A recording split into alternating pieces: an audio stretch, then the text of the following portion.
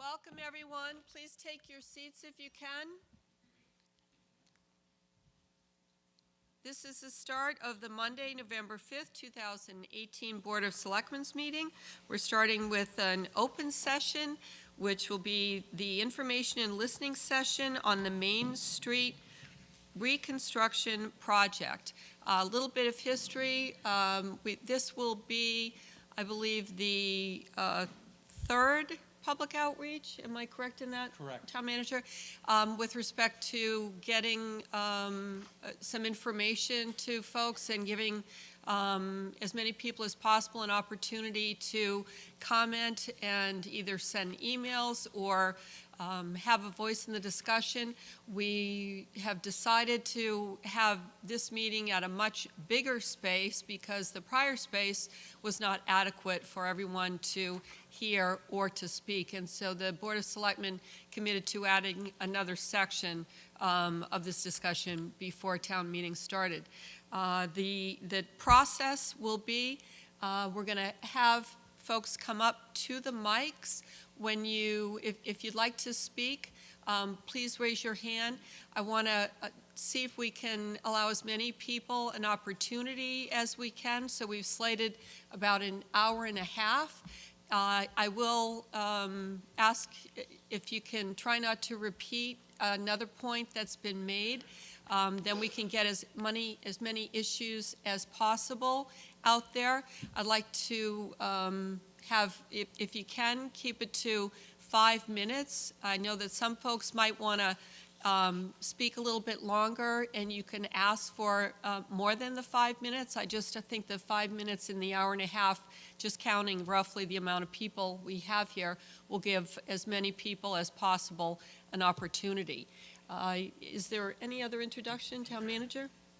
Thank you, Madam Chair. If I could just interject, if it's agreeable, we can have two of our colleagues run the microphones into the audience to people you identify that might conceivably expedite the process a bit, but they can come whatever your preference would be.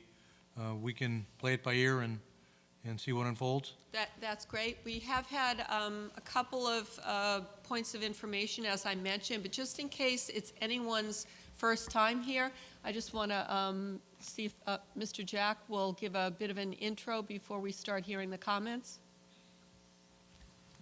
Yeah, that's correct, Madam Chair. We have an updated PowerPoint from our last venue at the Herman Room in the library for those who were there to join us, and Public Works Director Ray Jack will elaborate on that. Some comments also, Madam Chair, from our Deputy Public Works Director and then our consultant. Thank you. And there were some diagrams added, I understand, because there were comments that a few things were a little bit difficult to see. So you'll see that tonight as well. Mr. Jack, please. Thank you, Madam Chairman. Can everyone hear me? Thank you all for coming. From a housekeeping perspective, for anyone who needs to use the restrooms, if you leave through the right side of the auditorium, you would go to the back and take a left. And if you leave from the left side of the open auditorium, you would go to the back and take a right for the men's and ladies' rooms. I just have a fairly quick presentation on some of the issues to consider with regard to a roundabout. There are many things that a lot of people have questions about and concerns. So hopefully this will help you to understand what a modern roundabout is and what it isn't. After that, then Mr. McConerty, the Deputy Director, will have a very short, I think it's only 2 or 3 slides to go over, and then we'll hand it over to our consultants. There's TEC, the Engineering Corp, and Tata and Howard, our 2 consultants on this project. So they are transportation engineers, and they are the ones that will be issuing a short project outline, if you will, of the overall project where it is. So, before I forget, and I knew I would forget, one of the other things that we were looking at as part of the overall project, it extends from Palmer Ave out to Oxbow Road for the water main installation, and the plans, conceptually, for the surface improvements extended to the same area, but we're going to be looking at things a little bit differently. We're going to be focusing more on Section 1 and 2 and taking the opportunity to develop potential approvable alternatives for Section 3, and that is a section from Sandwich Road out to Oxbow. But for that whole corridor area of 3.5 miles, we have utility lines that are overhead. So one of the things that we would be looking at is trying to determine what the potential costs and options would be for burying all of the utilities and removing all of the poles.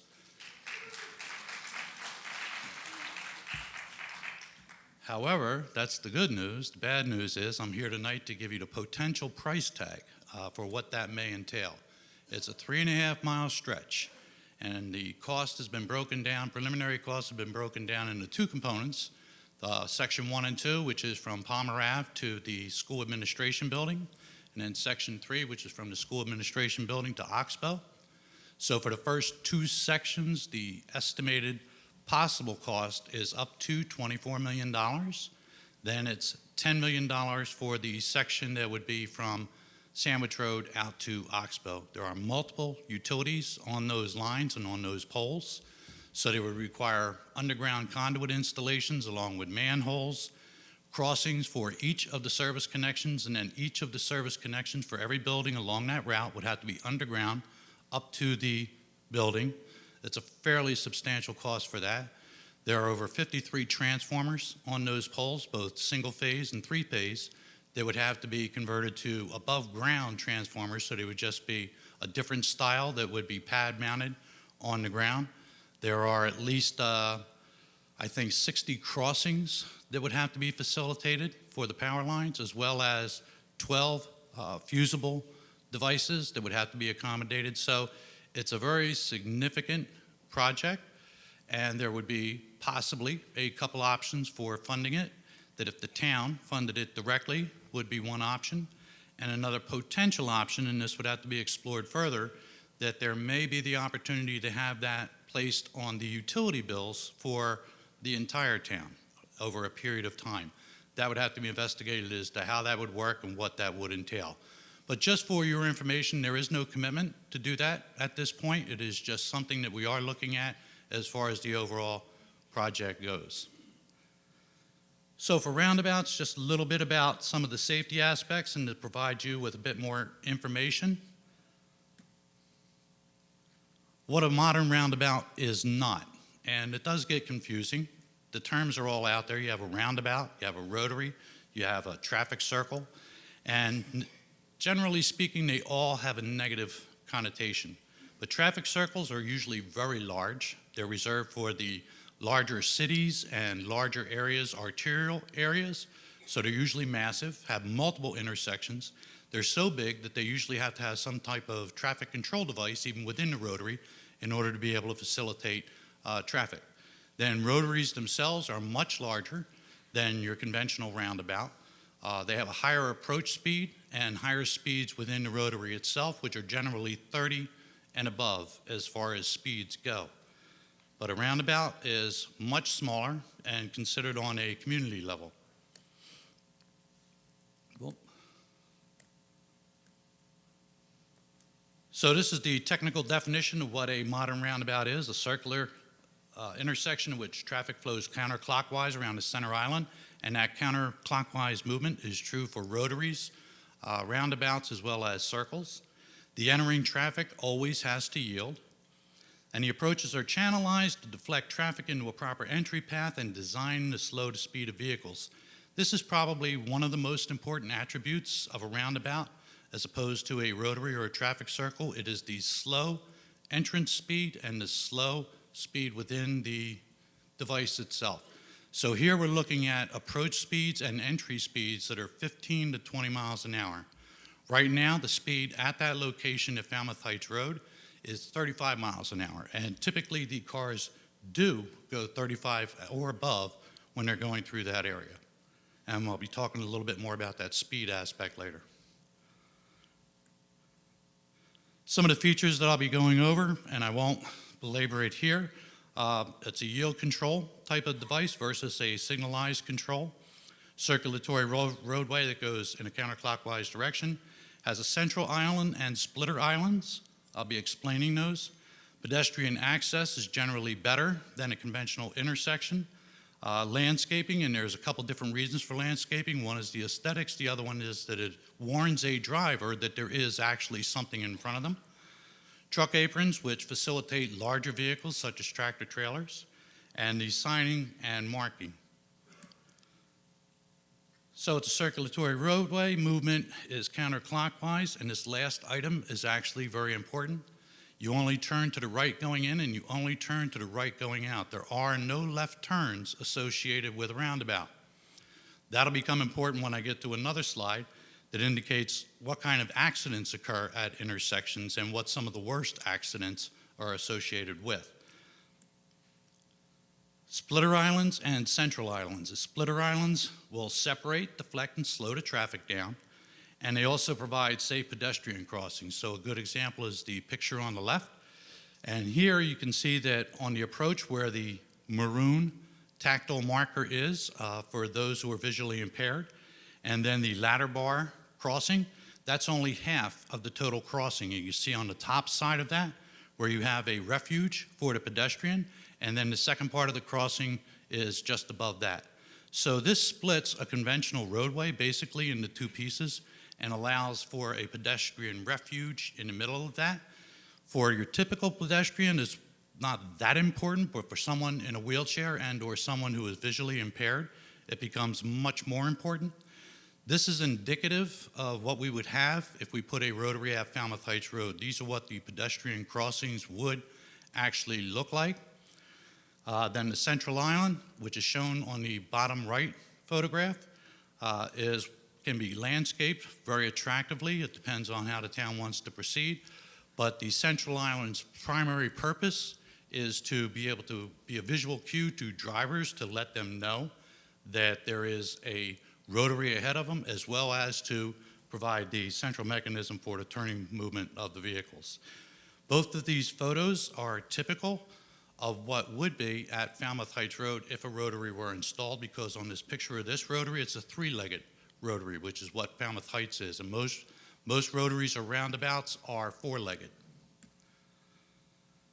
These are examples of what truck aprons are. Truck aprons are a means of having a smaller roundabout, but yet at the same time still being able to facilitate the movement of large trucks around the roundabout. They can run up onto that apron in order to facilitate their turns. I already mentioned about the landscaping, that it's a visual cue for the drivers that there is a rotary ahead of them. And one of the primary purposes of a rotary is to try to restrict that head-on movement. The picture down on the lower left is a roundabout that was installed down in Florida. And looking at that one with the visual effects inside the roundabout with the gardens and the sprays and what have you, I can imagine people are going to slow down just to look at that, if nothing else. Signals and markings. Most of the control for a roundabout would be actually the markings and not so much the signalization, because signage, you don't need a lot of signage in order to facilitate drivers being able to negotiate a roundabout. So the sign up on the upper left gives three important pieces of information. It tells them what direction to go. Tells them that it is in fact a roundabout, and it gives them the speed that they're expected to enter and traverse through. But most of the actual controls within the device itself would be on pavement markings. So why a roundabout? It does have enhanced safety for pedestrians and cyclists. For our purposes here in Falmouth, one of the major benefits is traffic calming nature, because of the speeds at which people go through there, and people are trying to negotiate left-hand turns either going down on Falmouth Heights Road or coming off of Falmouth Heights Road. So it slows them down from 30 plus, which is what they're doing now, to about 15 miles an hour. Reduces congestion and pollution, because a rotary and roundabouts are designed and intended to have a continuous flow of traffic. So it's not necessarily supposed to be a stop and go situation. So by reducing that stop and go and wait time, that's where the pollution and congestion comes.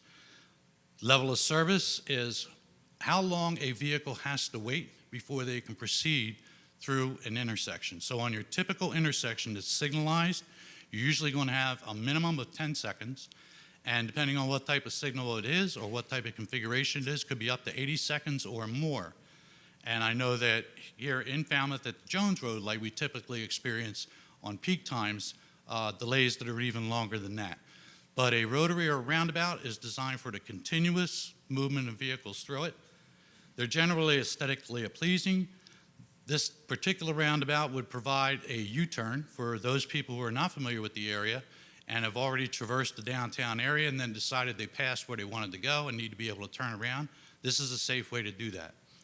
And eliminates left turns, which I indicated are very important because that's where the worst crashes happen to be facilitated with, left-hand turns. This is probably one of the more important aspects of a roundabout versus a signalized intersection, and that's the points of conflict. In a conventional four-legged intersection, you're going to have 32 points of conflict with vehicles as they move through that intersection. The most important of the 32 are the 16 crossing points, where literally two vehicles can occupy the same space at the same time. On a roundabout, or a rotary in this particular case, there are no points of crossing, and you only have 8 other points of conflict, and those would either be convergence or divergence, where you're entering into the space of where a vehicle would be, or possibly leaving a space of where a vehicle would be.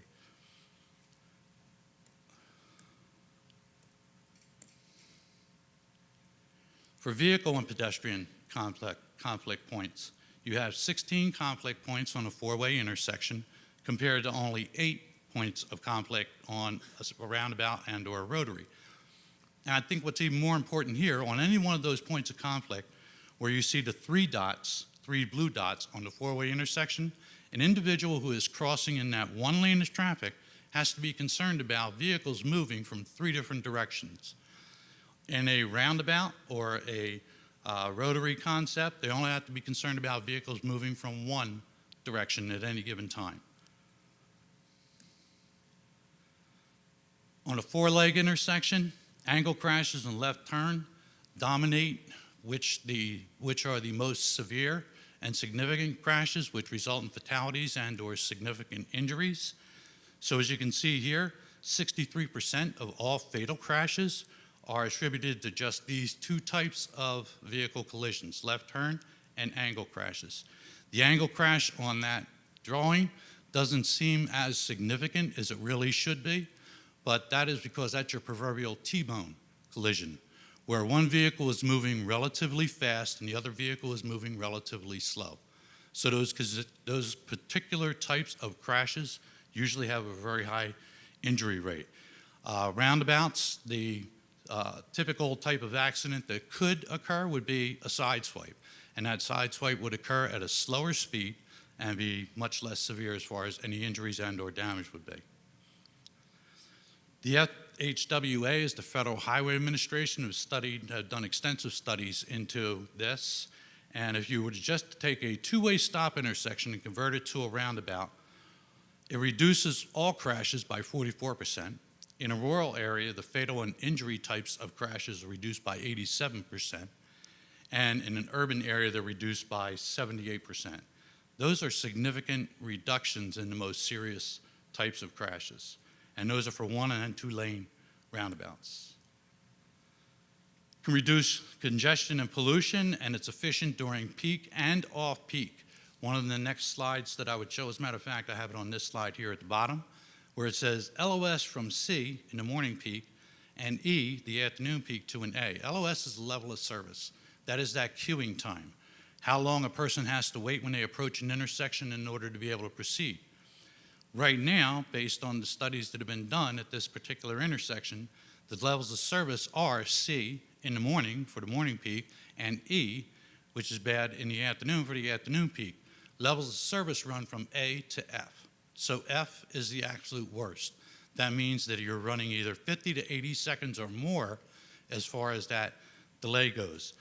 What this does in this particular intersection is put that level of service to an A level of service at all times, including the peak times of the day. I think that this is very important for us. We're building a senior center. And I'm going to be getting into a little bit about our demographics with regard to seniors and disabled.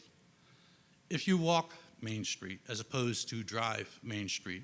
And then imagine that you had to traverse that as someone who has a disability. There are many, many, many flaws associated with it that should and need to be corrected in order to try to provide a safer passage. With the construction of a new senior center, we are going to have more seniors in the area. We also have the urgent care center, which is going to be opening up. The senior center will likely be operating longer than it currently is and may be offering more services than it currently does. So logic says that it's going to have a higher level of participation. All of those seniors are going to need to come down here and traverse this area. The other thing I had said at the last meeting, that this project isn't just about those who are on Main Street or close to Main Street. It's about the whole town. Everybody has to go to downtown.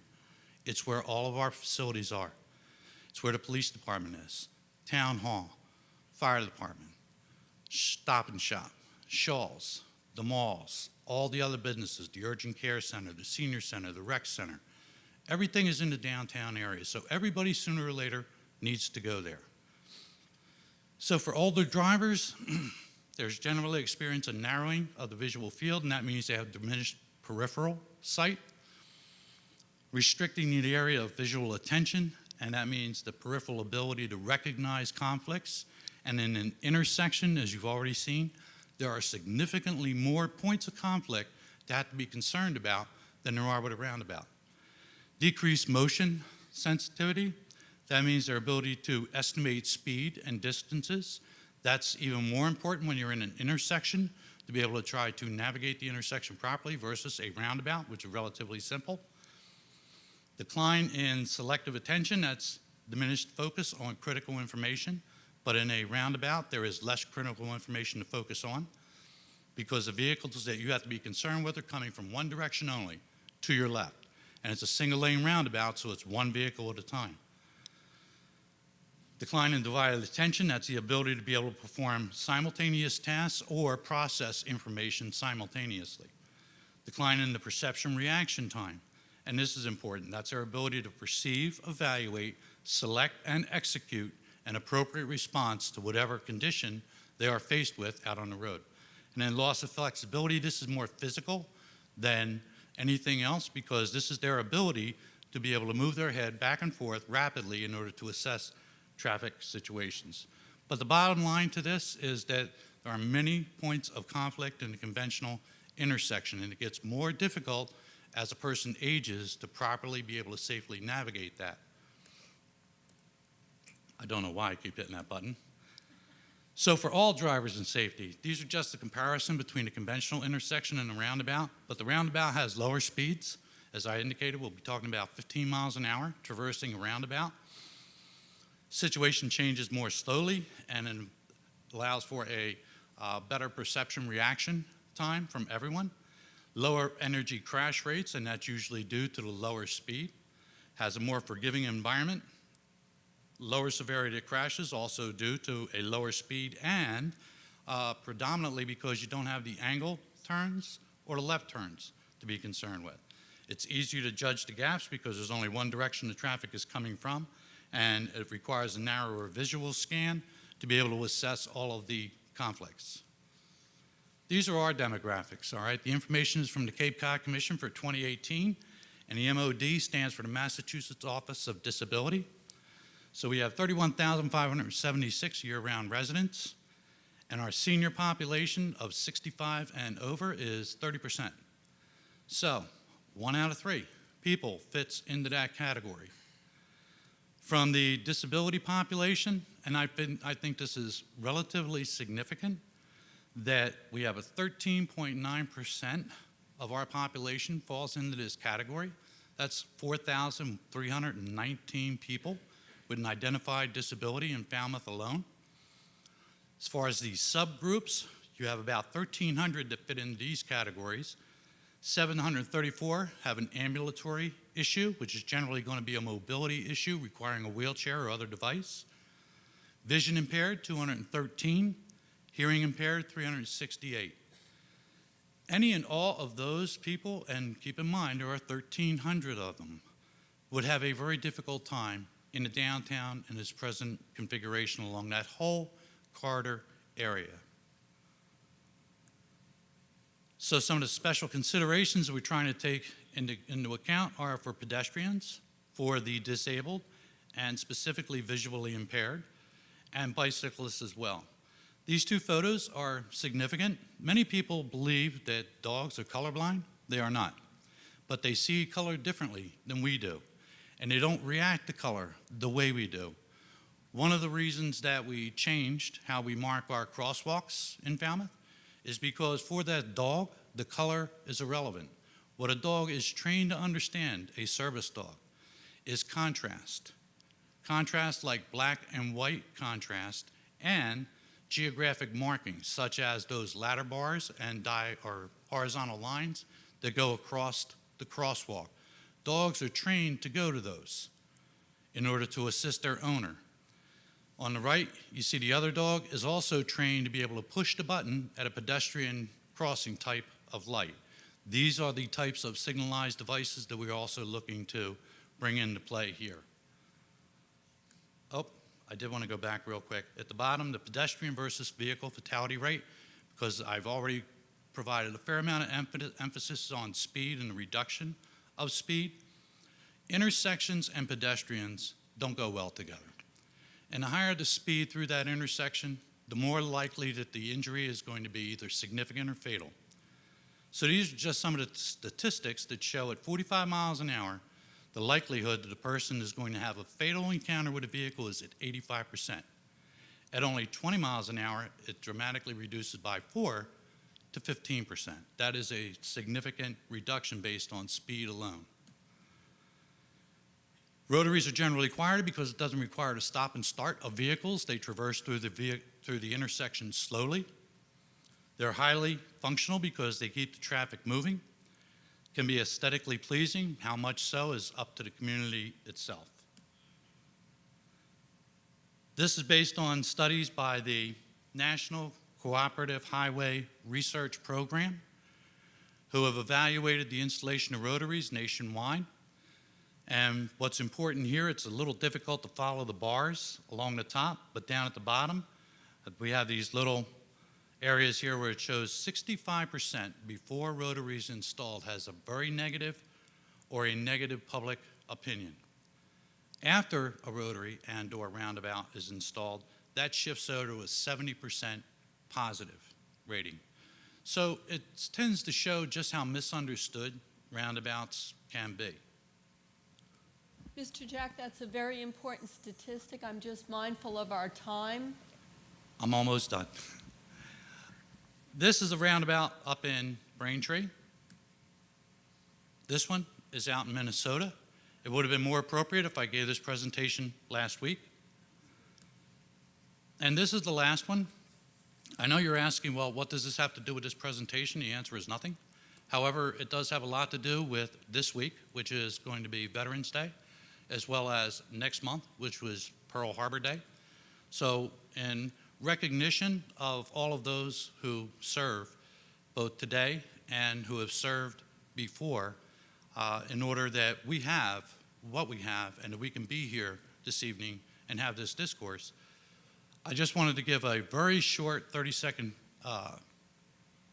kind of factual thing about this photograph. This is Pearl Harbor. The white object in the front is the Arizona Memorial. Beneath that is the USS Arizona. So on December 7, 1941, which was the onslaught of World War II for the United States, when Pearl Harbor was attacked, one bomb hit on that ship, took the lives of 1,177 crew members. During the war, we built 4 battleships to replace the ships that we lost at Pearl Harbor. And they were the Iowa-class battleships, and it was the Iowa, the Wisconsin, the New Jersey, and the Missouri. This is both iconic and ironic. And it's ironic because the ship behind it is the USS Missouri. It is a permanent memorial now, and they face bow on with the USS Arizona. So the war started for us with the USS Arizona. The war ended on the deck of the Missouri when it sailed into Tokyo Bay on September 2nd. 1945, and the Japanese were forced to sign a surrender document on the deck of that vessel. So I just wanted to throw that up there for the upcoming recognition of our veterans. Thank you.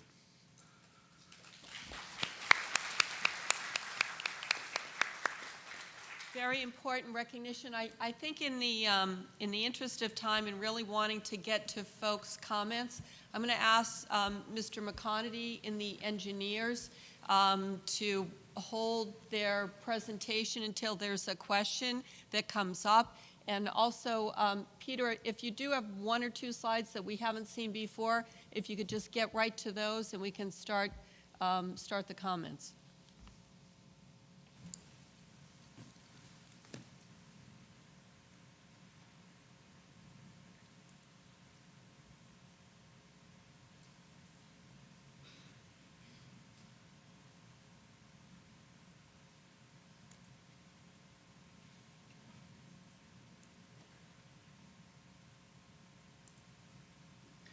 Good evening, Peter McConaty, Deputy Director of Public Works. I will be, in the interest of time, I will be quick. I just wanted to go through at the last public meeting, there was some questions on the Mass DOT project development process and how it works and where we are in that phase. In 2006, the Massachusetts Highway Department came out with this project development and design guide. They started working on this book early in the 2000s, and actually this design manual became a role for the all of the United States. Massachusetts was the first state that started this project development design guide. Since then, it's become to be known as Complete Streets, and Complete Streets is basically, as everyone does know, that it involves multimodal, it involves everybody that uses the street.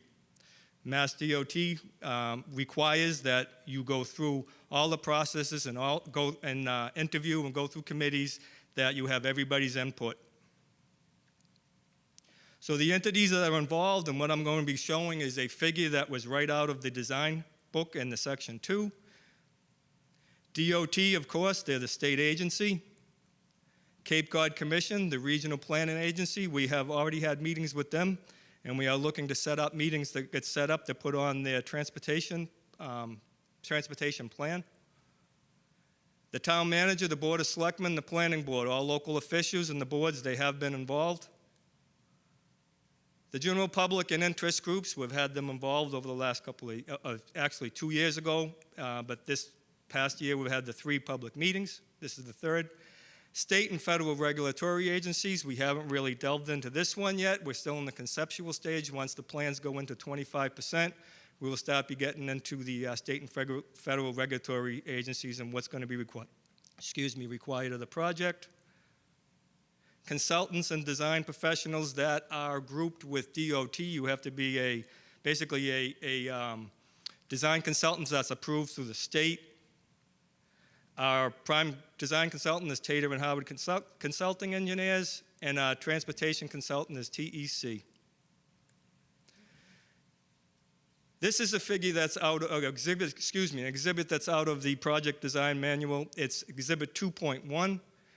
There's multiple steps that have to be followed when you go into doing a project. The step 1 is the project need form. A project need form is basically a form that is put together by the town and by our consultants that basically say the needs of the area. Back last November, the town, the police chief, the fire chief, public works, town manager, I believe some selectmen, the bikeways committee, the ADA commission, were all involved on an RSA. It's called, RSA is a road safety audit, where you basically go out and you walk the entire project and you look at the deficiencies at each intersection and along the roadway, you list them, you write them down, and that becomes into a project need form that gets submitted to the District 5 and the state, and then that gets approved. Once that's approved, it goes into the planning stages where you start doing conceptual plans and you start reaching out to the public for public listening sessions as we are doing here tonight. Step number three is the initiation project, where you go through the PIF. It's a project initiation form. Once you get through the PNF, you go to a PIF, and it basically means you're going to the next step. You're moving forward with DOT, and you're submitting your concept designs and your form work to the DOT, They review it, and then they bring it to a third step, which is the Project Review Committee action, which is out of Boston. Once it gets approved out of the PIF, it goes to Boston. They meet several times a year, and they go through the project for the design. We've already gone through that step in town. In August, we received approval for the project to move forward. Step number 4 is the environmental planning. Once we get out of the concepts and into the design, we'll get into the environmental planning.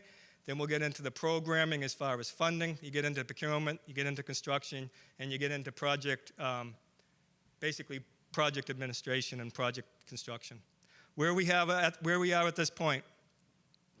Step number 1, Transportation Master Plan presentation was March 10th, 2015 to the Board of Selectmen and Planning Board. Transportation Master Plan, a final presentation was March 12th, 2016. It was a Saturday where the Selectmen voted to approve the project to move forward. Project need form, we sent that into DOT, that was approved. Step number 2, once that was approved, we had our engineers go out there and do a field survey of the entire corridor, create existing condition plans, and create the concept plans where we are at this point. We had public conceptual design and listening session on June 5th, 2018. Step number 3 was a project initiation form. It was approved by the DOT in August. Project Review Committee approved it in August. PIF was June and Project Review was August. Week and a half ago, we had our second meeting session on October 25th, 2018. And we're here tonight on November 5th for another public listening session. We're following all the processes that DOT requires us to follow. We did the same thing with the Davis Straits intersection, the same thing with the Jones Road intersection, all our bridge projects, any roadway projects that we follow. It's a mandatory step that we follow with DOT if we're going to be requesting to do any work within their authority of their jurisdiction, or if we're going to be looking to get funding from either federal or state funding. We have to follow this process. And this is the section 2 that was in the design guide. Design guide is much bigger, gets into horizontal and vertical design. That's coming later. That's for the engineers to worry about. But for all our folks in the room tonight, this is where we are. And we are following all the steps. So we are following the process for DOT. That's it. Thank you very much, Peter. With respect to the actual plan layout, the phase 1, 2, and 3, do we have a visual we can put up? I also want to recognize while that's being done that at the last meeting it was requested that we keep track of all the comments. We were doing that in terms of a process after the meeting. We're now upping that by doing it during the meeting. We do have 2 secretaries here. Thank you very much for your additional time in attending the meeting to do the recording of the comments and the questions. Can you limit to 5 minutes an overview of this project in case anyone here has not seen it? Certainly. Thank you. Thank you, Madam Chairman. My name is Kevin Dandred. I'm a principal at TEC with the transportation engineers on the project. And just with a show of hands, who's been to one of the earlier public informational meetings? Excellent. And who's new hearing this for the first time tonight? Okay, great. So we are charged with taking off of the study phase that Mr. McConerty described that was back in 2015, 2016, to bring it to the next level of concept design. We've talked at length about different segments, different characteristics, and you heard from Jonathan Rockwell from our office at the last meeting to describe some of those attributes. But as far as the sections that we're talking about as part of the project area, we have the downtown segment on Main Street here, Palmer Ave out to Falmouth Heights, Davis Straits, and T-Ticket Highway out towards Oxbow Road. Now, as part of the dialogue, we understand that there were a number of concerns and comments that afforded a different process for us and an opportunity to look at that third segment in greater detail to provide alternatives, buildable alternatives that we can vet further in the future. So What we're really focusing on are the first two segments.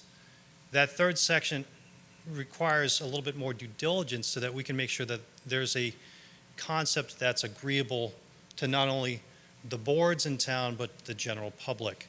But this is exactly the type of arena and the atmosphere that MassDOT likes to see as part of their project engagement, the stakeholder involvement with a room such as this that's well attended, because this is something that's important for you. It's important for us to make sure that we get it right, and this is a process. We are at the beginning of that design process. We're at the conceptual level, but one where we listen and to try to take into account those concerns, those things that you see every day that we can help understand better to make it a better design project in the end. And we've described before that this is really a give and take. This is a part of us sharing certain ideas with you and us having the opportunity to listen to those comments and concerns. This is not a final plan, but this is the best palette for what we feel is a feasible, buildable alternative for certain sections of the corridor. Mr. Jack mentioned some of the crash statistics, some of the benefits of traditional intersections versus a roundabout. But I can tell you with a great deal of certainty coming out of our road safety audit process, and as shown in the different colors here, that you have a number of hot spots, many of which are 2 and 3 times the state average. Can you see that in red, everybody? So we're not a few percentage points higher. We are 2 or 3 times the average crash statistics that MassDOT would normally see at intersections around the state. So this does beg a special look as it relates to safety. We balance capacity, safety, access, but we're talking about all modes of transportation. As far as project need, there are areas where there are no facilities today. So what's shown in red, this is Falmouth Heights Road, Route 28. This is Friendly's over here. So there are segments where there is no sidewalk today. So as we evaluate any opportunity along 28, we have to make sure that we consider all the different users. We also know that there's a missing segment up near the school administration building up near Sandwich Road. Those are fundamental, essential needs that we need to consider with any alternative as we march forward. What are some things that you might see here that are challenges that we need to try to correct, given the crash statistics or given the different types of users, because we do have different characteristics in different areas? Well, we have in this case no usable shoulder for bikes. We have no buffer between the through lane and the sidewalk area. We have multiple curb cuts, and this is the area up near Burger King and Walmart. We have pinch points where there are no legal accessible routes to try to get around utility poles.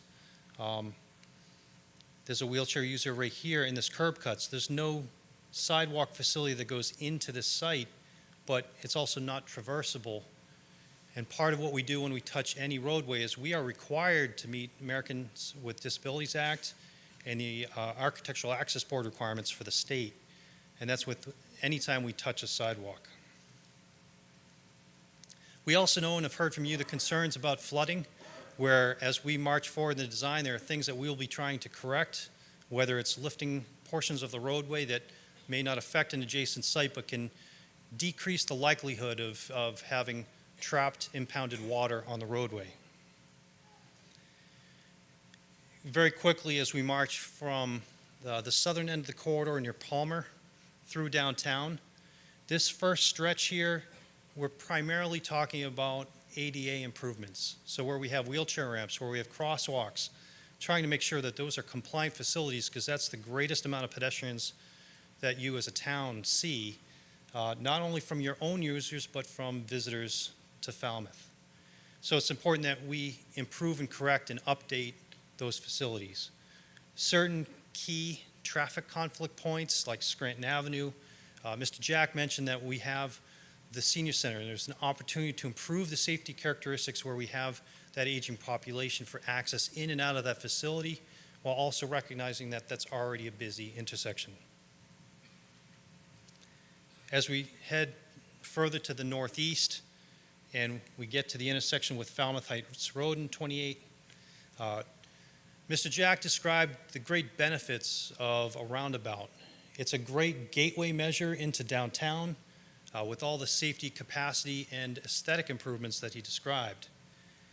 As we proceed further north on 28, this is one of our hot spots for traffic, Dillingham, where we know there's a high crash rate. There's offset side streets, things that we can correct with realignment. But ultimately, we want to try to create a roadway palette that can accommodate not just cars, not just pedestrians, but also bicyclists with wider shoulders.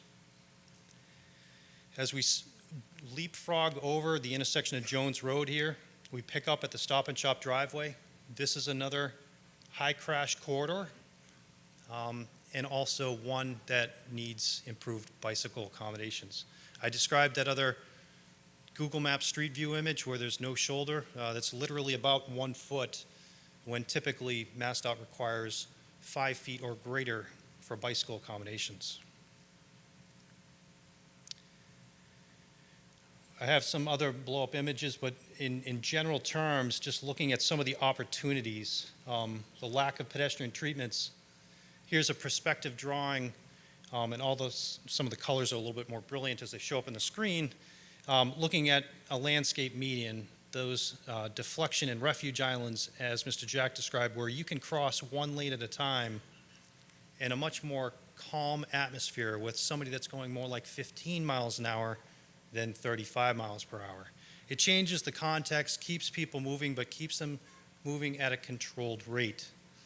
You can see opportunities where even with a reconfigured roadway, we have the opportunity to improve landscaping, improve buffer areas to separate sidewalks from the travelway, plenty of areas for new street trees to enhance that experience. Other intersections like Dillingham, where we will continue to investigate the installation of a signal to better control traffic. The area up near Walmart, similarly, trying to create that palette of a roadway within the existing right-of-way in most cases, where we can accommodate left-turning vehicles, and hopefully we can get a traffic signal in at busy intersections such as this after performing additional traffic counts to look at the justification. And this is where, coming back to the beginning, knowing that the area north of Sandwich Road at the school administration building begs for a different special look to make sure that we look at other feasible alternatives that we can take a different pace, different path than the segments 1 and 2, just to make sure that there's additional dialogue. We are at the beginning stages of a complex design process. It's one that we would be making a mistake if we didn't have meetings such as this to make sure that we listen and then react with changes that can make it a better design project. We have additional data to collect. We look at the potential impacts of these widening areas. We continue that dialogue with you as residents or direct abutters, where this is not the last time that we have a public meeting. It's required through the MassDOT project development process that we have a formal public hearing at the 25% design stage, which adds a little bit more detail, a little bit more understanding of how it fits within the right-of-way. How does it relate to street trees that may or may not be impacted? And that's coming at that next stage, which is coming up this spring. That's it as a summary. Thank you for the opportunity to speak. Thank you very much. Good presentation. I want to start the public comments right away.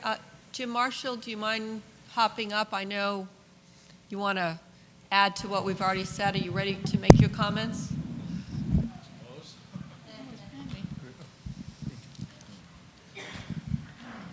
No, it's nice to hear that we're worried about public safety and bicycle people having a good place to ride and safely. And I'm glad they stopped the project where they did to get some additional input on the residential sections from Sandwich Road down to Oxbow Road. Those are old farmhouses. They were built on the street by the farmers to use the property for the farming. And the roads got wider and wider over the years when the automobile came around, so the roads came right up to the houses where they are now. And so we're concerned is by expanding this to the point is on the original plans, really impacts the residential areas. I mean, a lot of people are on top of those sidewalks now. This would make it worse. We've come up with plans. I'm representing the T-Ticket Civic Association during this time. We do have plans that we would like to implement to keep it simple. The roadway cannot be made bigger. The same amount of cars are going to be there after this project's done. The lanes aren't going to improve. There's not going to be more lanes added. We do want the sidewalks corrected. They're state sidewalks. They haven't been touched, and I'm going to guess over 60 years. I've been there for almost 40. The condition they're in now is the way they were when I moved in. I delivered flyers this last week to a lot of the people's houses. I rode my bike. They're atrocious. I had a backache when I got home because there's so many holes and roots and whatnot. So they do need to be addressed. They need to be widened a small amount to accommodate bicycles and people. They need to be ADA compliant. I believe we need these sidewalks on both sides where feasible, because right now it is on both sides for the most part, but there are long stretches where there are no sidewalks where they could be added. Like I said, if it's feasible, if there's space and it's not dangerous. And my main concern in this whole time was the public was not being heard the way they should. I mean, I read that state planning guide for the most part. It's 1,069 pages long. I didn't read it all, but I read the sections that pertain to public outreach. And it seems like up to this point we could have been doing more. So that's why I was looking to the selectmen to form a committee for anybody that lives in T-Ticket, interested, bikeways people, ADA people, to all participate in making something nice for our community. We can have nice pathways for bikers and riders and walkers and keep it handicap access and still keep the look of our community. I mean, the intersections, they wanted to put in left turn lanes, giant intersection like the one in front of Stop and Shop, right there at Homestead Lane and Maravista Extension. Like I said, I've used that intersection every day, 10 times a day for the last 40 years. That intersection is not a problem. It really is not a problem. It's not, I don't think the future need is there to make it that big. If we need it in the future to be enlarged, then let's do it when it's really needed. But right now, that intersection works well. I've got similar comments on some of the other intersections, like at Sandwich Road. So if there's a committee formed, then people can make those kind of statements. Why Sandwich Road works the way it is, why our intersection works, what do you really want for your town? Because this is your town, and it's not just being designed by a couple people. We all have input, and I think these people are willing to listen. So hopefully a committee will be formed shortly, and we'll be able to go from there. Thank you. Thank you, Mr. Marshall. Mr. Netto? Joe Netto, Precinct 9, Town Meeting Member. Thank you to the fellow citizens of the town. I was really surprised when I drove up to the school here tonight and saw the large amount of people that attended this meeting, which I think tells you that there's a great deal of interest in this project. And that's the way it should be. I'd like to start, well, first of all, I don't know, after seeing Mr. Jack's presentation about elderly drivers, and at 71 years old, I don't know if I should drive home after this meeting or call Uber. And you know, some of the other things, the administration took 52 minutes to present, and I feel there's many things that I could say, and from experience, that I have a lot of questions. You know, we listened for 52 minutes for you people to bombard us with facts and figures. And there's many comments that we could make. So I'll try to make this brief, and I'll get to the most important one. So the Board of Selectmen, and that's who these comments have to be addressed to, because the way the process works, as I understand it, Madam Chairman, you correct me if I'm wrong, because I've been wrong more than once in my life here. But let's go with this, that it's not town meeting that's going to vote this. It's just what the Board of Selectmen are going to recommend to the state of Massachusetts, to DOT. So our comments, therefore, are directed to you. And the first one, I'd like to take off what Mr. Marshall said, because when Mr. McConaughey put his slide up, you should have all recognized it. because that's the link that I sent to you. And in that link under section 2E, I think it's 2E, it talks about public input, and public input more than just this. Because we have to realize, folks, how many of us can ask a question? Some of us might have something on a specific. It's just impossible. So therefore, are we going to have, Madam Chairman, a committee formed that is going to work with the town, with the consulting firms that we have? Has the Board of Selectmen reached a decision on that, please? Could we have that answer now? We've had no meeting since I announced the Board of Selectmen would be taking up the idea of the committee. And right now, what's being reviewed is more what kind of committee, not whether there will be a committee.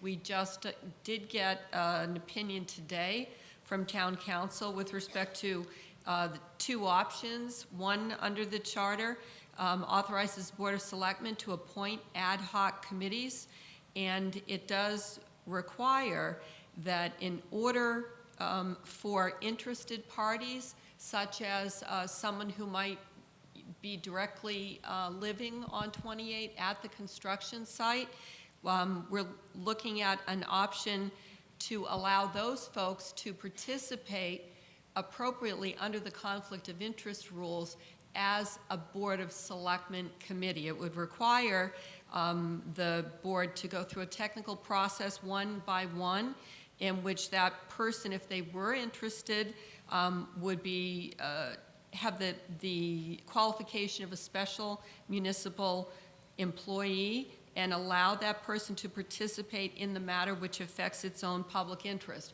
So we're getting a legal opinion on that option, because a lot of folks said that they did want it to be a Board of Selectmen committee. The second option that we're reviewing is whether the charter allows a public official, such as the town manager, to appoint a group of individuals to advise the public official on a matter within the public official's duties. That would be the Board of Selectmen. So two options. One, Board of Selectmen committee that has some conflict of interest process that we would pursue, and the second would be a town manager committee. The board will also determine size of the committee once it determines what option would be the most advantageous. Now, it's likely that even in the first instance of the Board of Selectmen committee, where it's chosen so that folks directly interested might be able to serve with the proper approval, we'll still have mixed folks. We still will have bikeways folks. We'll still have folks who might have a neighborhood interest as opposed to a direct property interest. So I think, and certainly members of the board can speak for themselves, and we will when it does become an agenda item. But right now, we've prepared for it to become an agenda item at a future meeting. Thank you very much. I would then, therefore, after hearing that, I would ask you people who took the time out with your interest in this to advise the Board of Selectmen when you go home tonight, to send them an email, call, or stop in and see them, to support an ad hoc committee by the selectmen. There's a big difference between a selectmen's committee and a town manager's committee, and I've served on both. And I'm not going to take your time up now to this, but it's an ad hoc committee by the Board of Selectmen is, I feel, the best way for that small group to keep us informed and that we can give input to.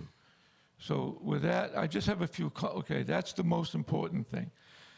The next thing Sorry, I took up the rest of your 5 minutes. I know you did, but that's all right, because I stopped my watch when you started talking. Okay, very quickly.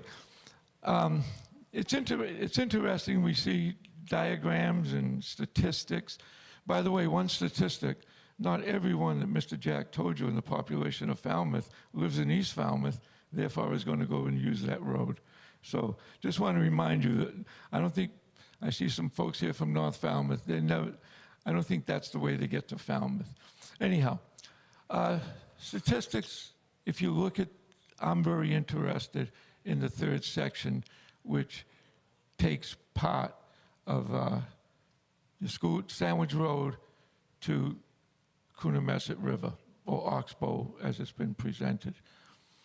If you look at that currently now, as Mr. Marshall said, there is a sidewalk on the north side of the street. It's in vast need of repair. So therefore, that no one here is talking about we don't need a sidewalk there. I think what happens is we look at the width, not of the road, because when meeting with Mr. Jack between these two meetings, he informed me, again, that the road is not going to be widened, it's the sidewalk and bike paths on both sides of the road.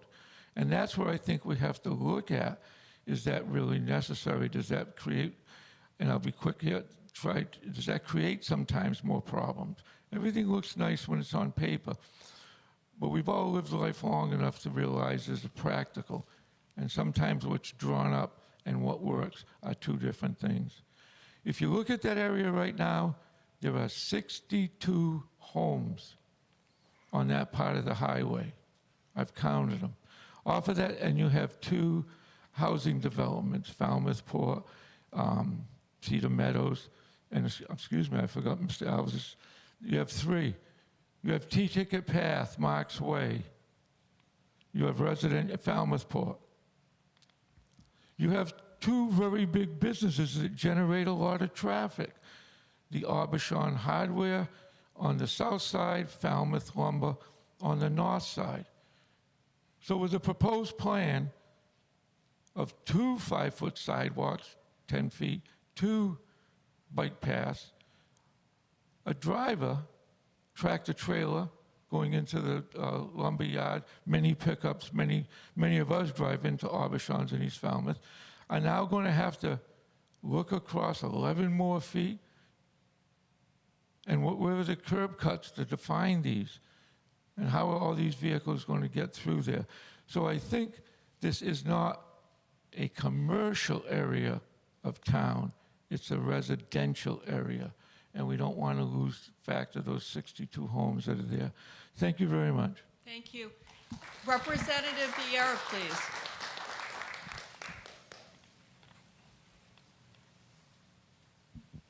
Thank you, Madam Chairman. I want to begin by thanking Mr. Jack and the department for having another forum and for making the recommendation that you did at the last forum, that this phase be more inclusive of the concerns and the conceptual designs include the actual working input, not just the hearing input of the citizens of T-Ticket and East Falmouth. So I have a few comments. Number one, as Mr. Netto said, I believe this committee should be appointed by the Board of Selectmen under the Charter. Therefore, it's subject to the open meeting law, postings, and record of those meetings. Whether or not you choose to use your 268 exemption as the Board of Selectmen to allow property owners to serve on the committee after a full disclosure as required by the law, I believe that the business community and the residents of the T-Ticket Civic Association should at least have a representative attending all of those meetings on the behalf to be part of the dialogue, whether or not they officially vote on the committee. As a legislator and an individual who grew up in T-Ticket, right on 28, I would ask the selectmen to consider appointment as an ex officio non-voting member of myself as the legislator, so that we can make sure that in real time we continue to have this dialogue with Mass DOT, so that we don't get to the end of our conceptual design and find out that our T-Ticket alternative is not going to be accepted at the state level. I want to make that connection clear and in real time, so that we don't go then to the state and they say, well, that was a great idea, but we don't like it. And lastly, when Mr. Rabisa, a number of years ago, God rest his soul, when he fell in a pothole in front of what was White Hen Pantry, I got a call to my office about that incident, and we called the state about the disrepair of the sidewalks in T-Ticket. And the state said, we're not supposed to maintain them, you are. We said, well, why? This is Route 28, it's a state highway. And they produced a letter, which I have in my office, signed by the Board of Selectmen in the 1950s, that said if the state would construct sidewalks from Davis Straits to the Mashpee Town line, that the town of Falmouth would assume the liability for ongoing maintenance and upkeep of the sidewalks. Well, of course, that was great because those three selectmen are no longer here, and now the sidewalks are a mess. So during this process, I want to work with the Board of Selectmen that we make sure that on this state corridor, when we update these sidewalks and whatever multimodal paths we have, that the state assume the liability that Dooley should have had in the 1950s. Thank you. Very important comments. Behind you, Peter.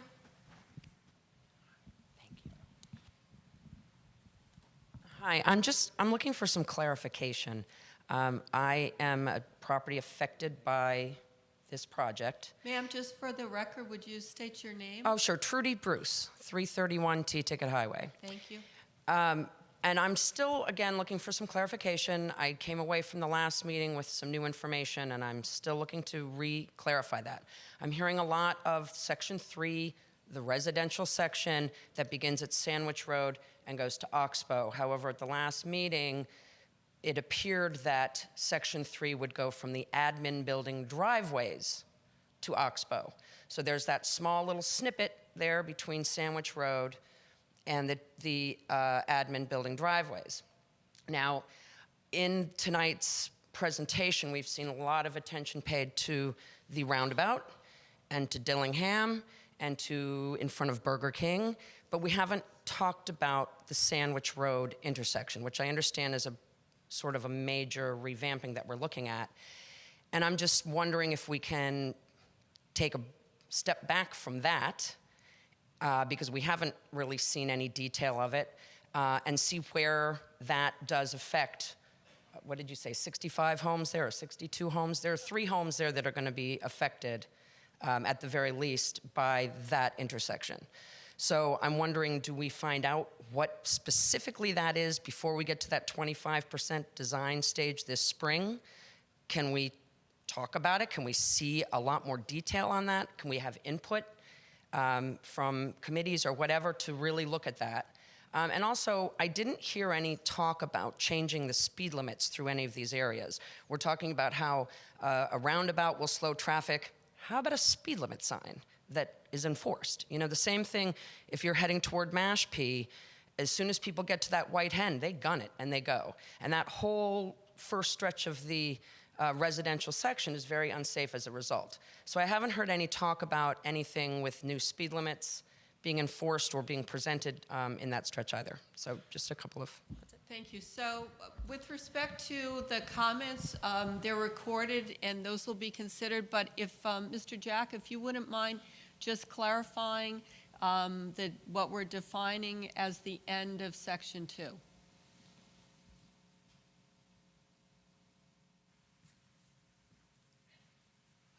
Yes, I believe that she is correct that this is the Sandwich Road intersection.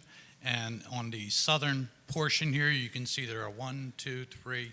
There's actually 4 properties within the end of that intersection area, of which she is one. So I do understand what it is she's referring to. Yes, during the 25% design, we would be able to evaluate that more fully, be able to meet with the directed abutters to try to facilitate whatever would be possible.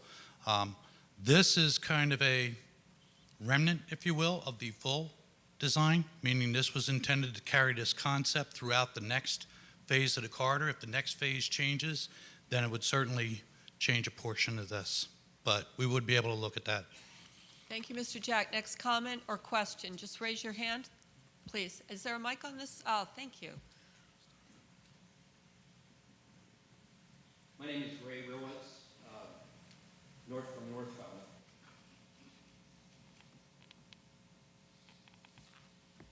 Power poles and associated wires are a constant nuisance whenever the wind blows. We constantly attempt to help them coexist with the trees. The project, the need goals stated in our warrant booklet for Article 3 state the need to have a in-place funding mechanism for the replacement of 384 miles of water main, 4 to 5 miles per year, which will take about 80 years. This will take us into the 22nd century. We must not be so short-sighted not to realize that underground utilities need to be considered at this time. The cost for engineering, design, and replacement of the structure for the underground utilities at the same time as the major improvements required for replacing the water main are infinitesimal compared to the cost after the fact. Please, we must include the engineering, design, and preliminary construction of underground utilities in this project. Thank you. Next, someone have a mic right in the middle for Scott. He can probably catch it. I got you.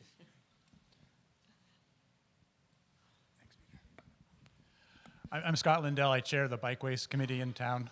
I want to say that I'm encouraged that there's a lot of common ground between the T-Ticket Civic Association and their desires to keep their properties and the highway more residential. Jim, we've spoken at our Bikeways Committee meeting. This is my third public time to comment and be a part of this process. We've had a meeting at our Bikeways Committee with some representatives of the T-Ticket Civic Association. And I want to remind folks that our Bikeways Committee meets every first Wednesday of the month. So we'll have one this Wednesday at 7 p.m. And the first agenda on our item, on our posted agenda, is more discussion about this. So don't feel like we have to wait for the Board of Selectmen to begin to advising them, because our Bikeways Committee is meant to do that. So we'll take at least the first half hour of our meeting to take up any ideas that we want to further develop it. But I think it's important to just recognize that bicycling and pedestrian activities, these transcend class and ages here in Falmouth. It's usually the first independent type of transport that a youth has, and it's the way the J1 students get to Stop and Shop and Shaw's to provide us with the services we need all summer long, and the tourists as well. And I have probably a half a dozen friends who commute from East Falmouth all the way to Woods Hole and use that corridor. It's pretty hairy, particularly in the summer season when there's so much traffic. We really need better bicycle accommodations. It would be great to be able to connect the schools, the East Falmouth School and the T-Ticket schools. They're all very close to Route 28. I think a multimodal path will really be important. So I'm hoping that we don't delay this design of the Section 3.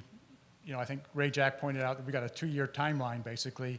We'll be doing this in 3 phases. That gives us a good amount of time to come together with your committee and design the 3rd phase over the next year and a half. I want to echo the importance of, if not bearing the utilities, we're going to hopefully moving the utilities, even if it's at some expense, out of to the edge of the right-of-way, so that we don't have those interfering with the bicycle paths. And I know there's a lot of concern about preserving the trees through this residential section. I think that's a whole nother reason why we have a separated bike path that's buffered by the trees. Maybe more trees, more elm trees. We might hear about that later. I would think that we could beautify that whole strip even better than it is now. And I hope that we'll take the opportunity, if we're tearing up the road, to put in whatever sewer pipes we're going to need in the future as well. That's it. Thank you. Thank you, Scott. Jane?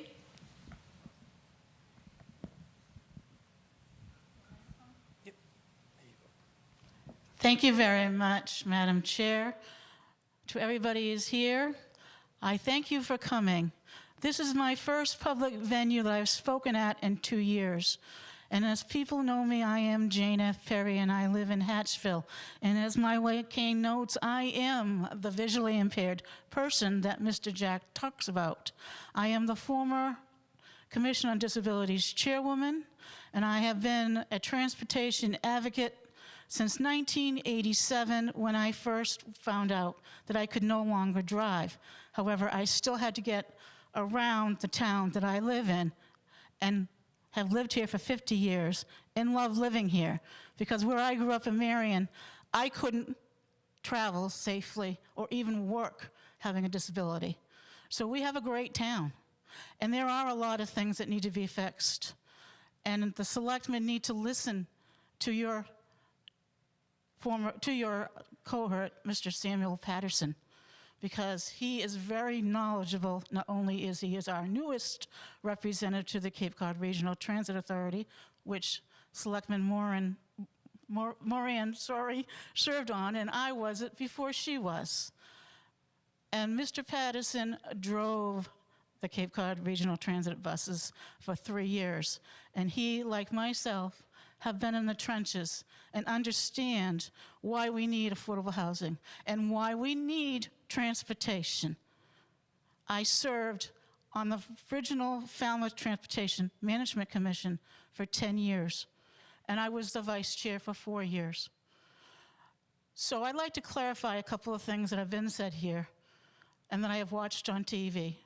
First of all, there are major issues on Main Street with the crosswalks. And as Mr. McConaty came before you about 6 weeks ago, and you wanted to repaint or restripe the color, thank you, Mr. McConaty, for making them realize that the blue is the ADA. And you cannot have it any other color than white or a fluorescent yellow, because the guide dog or a service animal is not colorblind. They travel on the left to help you protect you from the traffic. And the reason is you need contrast.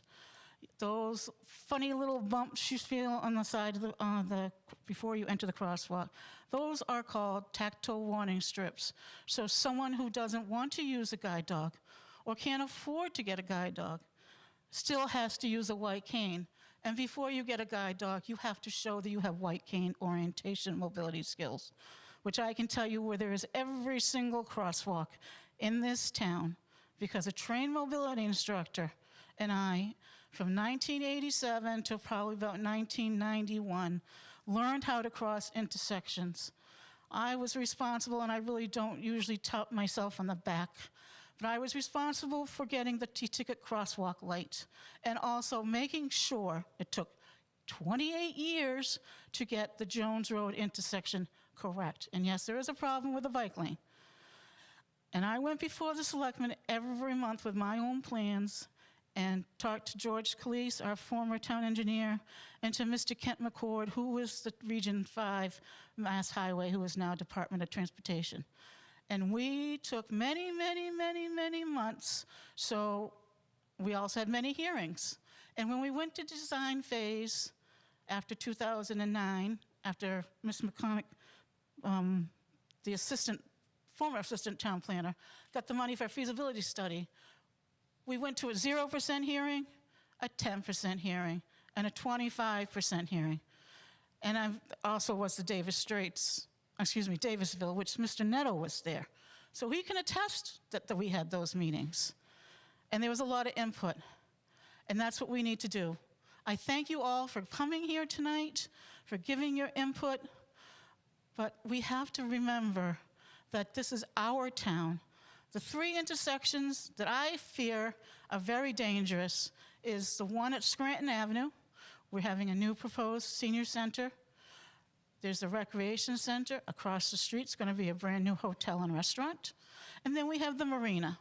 I don't know how a trailer carrying a boat can make that intersection to go down to either Pier 37 or the marina or even to McDougal's boatyard without being jackknifed.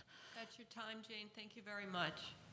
I would also like to can I ask for 1 more minute? 10 seconds. Okay. The other thing is we did have a committee, and we need to reinstitute the Falmouth Transportation Management Commission. I think this is a segue. It was a 7-member committee, and after town meeting, it is time to put this on the agenda and get transportation settled and inputted and make it essential for those who have to travel without a car. Thank you. Thank you very much.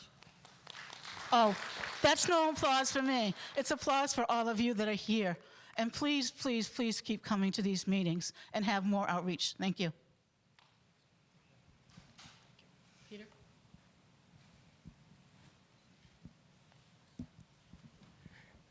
Thank you, Madam Secretary. I'm Frank Howard. I live in T-Ticket. I just want to thank you, one, for you having this meeting as a continuation from the last meeting. I think you guys are doing a good job. However, I would like to point out, I do think that this is only the second meeting that has been happening on this project. The first meeting that was advertised in June was published in the paper, but it really had nothing on the fact that the proposed project was going to increase the road by 30 feet. It really talked just about the roundabouts. So I was very disappointed in the Falmouth government for what appeared to be a little bit of dishonesty. But I'm very happy right now with the effort and the attention that is going on. So I like the fact that we have a recommendation for Section 3 to be its own volunteer committee. I am a volunteer for that committee, and I have sent you my email saying so as well. The concern I have, I'd like to thank you. Well, actually, first, I'd like to thank you for, in the planning process, from Exhibit 2.10 of the planning guide. In the planning portion, we probably should have already had the early issues meeting, which would identify some of the problems that are coming up now before we go into Section 3, which is the project initiation, going into 25%, which is actually the environmental design and review process. So thank you for catching us up with that. Big issue, safety. There's just an accident last night on Jones and Gifford. I was coming back last night, and I saw a car overturned in that gentleman's property lawn on the corner. And I want to say that that is a concern as a property owner for accidents going into the yard. I'd also like to reiterate a previous statement by the lady next to me. I think that the residential property owners for all phases of this design need to have consideration. I've done research. I can't find what is the minimum distance that we can have to a residence as we're increasing road widths. I will say that there is probably some safe distance, but I don't see what that number is. I'd like to know what that is, or at least have it considered. I also recommend that decreasing the speed limit in the Section 3 is probably good for bikers, commuters, as well as drivers. 30 miles an hour would probably be pretty good, both for regulating traffic flow as well as the safety concerns that Mr. Jack mentioned. I'm hoping that this overall plan goes into a larger strategic plan that the town has. I just recently moved here for the small town atmosphere. I've lived in a lot of states and a lot of towns and owned a lot of houses. I like this area. Tourism, the small town effect and aesthetics, I think, is what brings people back to this area. Economically, going forward in the future, I don't know what the plan is for the town, but I'm hoping that the tourism aspect is being taken into consideration, as well as the aesthetics of the town, to keep people coming back, because there's not a lot of other industry in this area. One moment, please.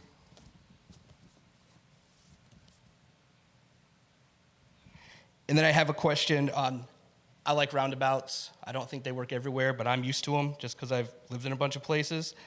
I do, having looked at some of the plans, access to the businesses, looks like some of the businesses you have to do at least 1 or 2 U-turns to get to them. I will ask the question, do we want tractor trailers using 28, especially through the residential area? Or should we focus or route those bigger vehicles to Brick Hill and 151, other roads? I don't have the answer to that, but I think it's a question that should be addressed. And I had heard, talking to some of the folks that have lived here for many years, that there was actually a roundabout in the 70s down by where Friendly's is. Maybe I'm wrong about that, but I had heard that there were roundabouts already and they were taken out. So in conclusion, I'd like to say thank you for having us here. I was a little bit disappointed that it took Jim Marshall to kind of get the public outreach that is required in Section 2 of the Mass DOT guidelines. But I want to say thank you for everyone for embracing it. Having worked with engineers quite a bit, they're doing a lot of hard work. They're going to take a lot of inputs if we have a good committee, and they're going to make it work for us. But early and often input actually will make this process go quicker, cheaper, and be actually presentable to the town as well as the elected representatives. Thank you.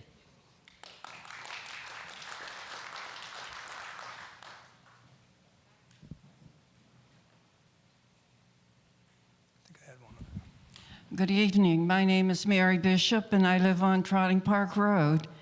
I did try to get into the last meeting, but I couldn't get in the door. But I was glad that so many people showed up, and I went home and watched it on television, so thank you for that. But nobody has spoken about Trotting Park Road. It's very difficult for we residents to get out onto Route 28 now. It is a residential street, but unfortunately it's a cut-through for business, big commercial trucks, the cars that use that as a cut-through from Brick Kiln Road and other roads. So I don't know what the solution would be, but I know there's a blinking light at Sandwich Road at that corner, but it doesn't do too much for us. So I hope that someone, you know, in authority will look at that and give us a little bit of relief on Trotting Park Road. And the other question I had was on the roundabout. When my husband and I went to Florida, we were surprised on a road that we were traveling had put in a roundabout, and that's the first time we used it. And when we got on it, another car tried to get on with us.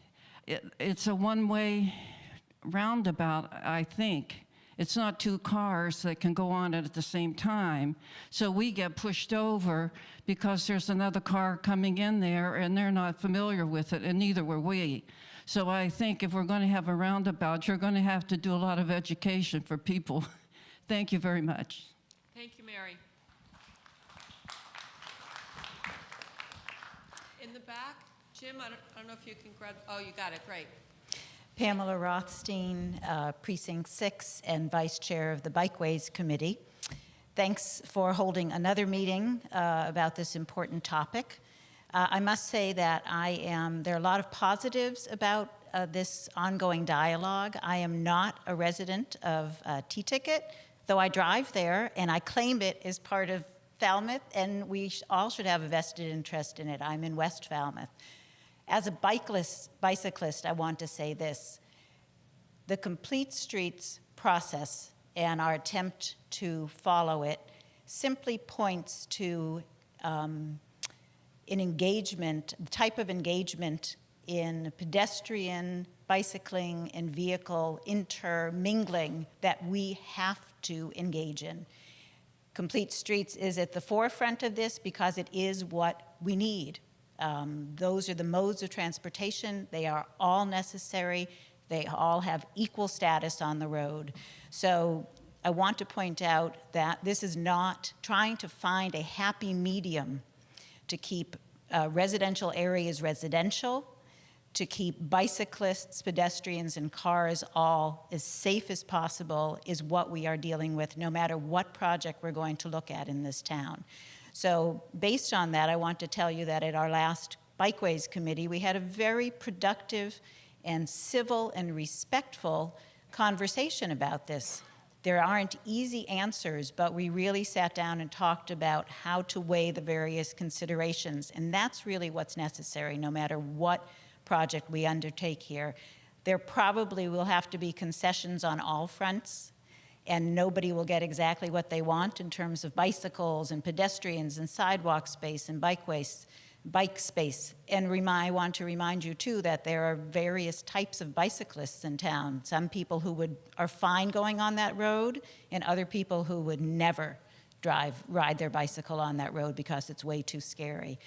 So I wanted to make the point especially that regardless of what happens in this project, we will have to deal with those issues in the future in any project. And just as I come up here to say, I really respect and applaud that so many people from T-Ticket, so many people directly impacted have chosen to voice their opinions about this, we all have a stake in making sure that anybody who wants to can safely use a sidewalk, cross the street, or ride their bicycle on our streets. That's essential. And there'll probably be compromises. Number two, and just to conclude, again, regardless of what happens with this project, this town needs access for bicycles on roads or on paths on the east-west corridors. period. It's what we are absolutely lacking. Those are our most unsafe roads, 28, Brick Kiln, Thomas Landers, and 151, so that people who want to do recreational bicycling in any direction, east-west, or people who want to commute just don't have safe routes. So whether if we do away with the full bicycling lanes for this, or go to a multimodal path or whatever, or limit bicycling possibilities here, it behooves us to really think, and everybody who's arguing against that widening, think actively about what we can do in this town to make east-west commuting by bicycles possible. Thank you, Pamela.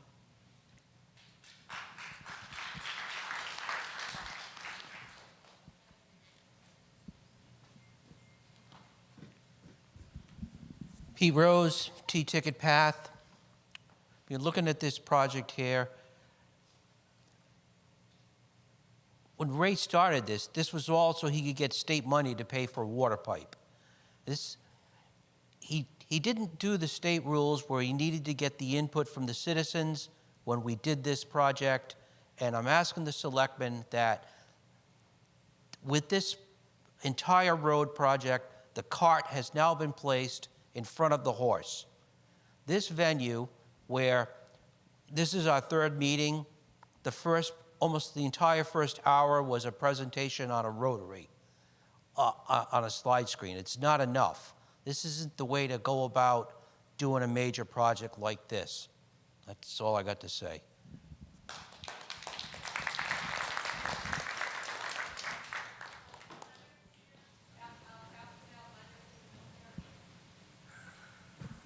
Good evening, Susie O'Leary. My husband has owned Supreme Pizza in between the mall entrance and Maravesta Ave for 5 years.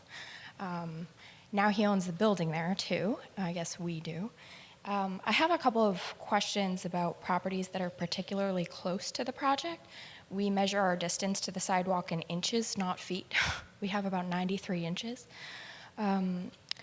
The recent sewer extension project seemed to cause water infiltration in our foundation, and I was wondering if there could be some consideration for super close buildings to the project for stormwater feasibility studies and how they would affect the building. Also, as a commercial property, how the sidewalks affect the ADA compliance to the building, and how our ADA customers enter and exit the building and also maneuver around the parking lot. Additionally, how it would affect the flags that we fly on the front of the building or potential future signage that we wanted to add, because we may be looking at about 3 to 4 feet from the building to the sidewalk. Thank you very much.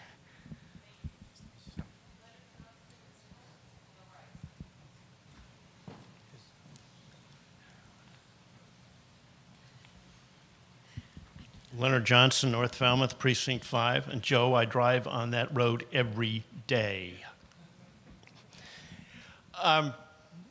What's this going to look like when we're all done? How can we make it look better when we're done?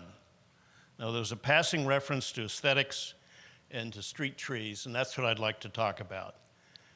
In 2011, when the 300 Committee Land Trust purchased Joe's driving range from Bill and Donna Vieira, we did a lot of research about developing a landscape plan for what we now call T-Ticket Park. Our best resource was a marvelous book published in 1986 called Reflections of T-Ticket by Raleigh Costa. Raleigh talks about and laments the passing of the elm trees that once lined Davis Straits and T-Ticket Highway. Working with the T-Ticket Civic Association, we decided that one way we could bring elms back to T-Ticket was to plant a number of elms as we landscaped the park. Over the past 6 years, the 17 elms we planted have grown from 10 to 20 feet tall. At this time, they are all living, and in fact, they are thriving. They are a disease-resistant strain that's been developed in recent years called Princeton, and there are others. We got them from Sylvan Nurseries in Westport, and they were planted by Jeff Hamilton's crews. I am proposing that this project include the planting of as many trees and as many elms as possible in the 8-foot or whatever the zone is, buffer zone flanking the sidewalks. I'm hopeful that the design will preserve as many of the prized trees that are now on the highway. And let's see if we can take advantage of this opportunity to make T-Ticket Highway, to restore it what it was. And actually, the elm trees that were on T-Ticket Highway did not die from Dutch elm disease. They were removed when the state widened the highway. So let's not let this opportunity get away. Let's pay attention to the aesthetics, and let's see what we can do to make this look really nice when we get all done with it. Thank you. Thank you.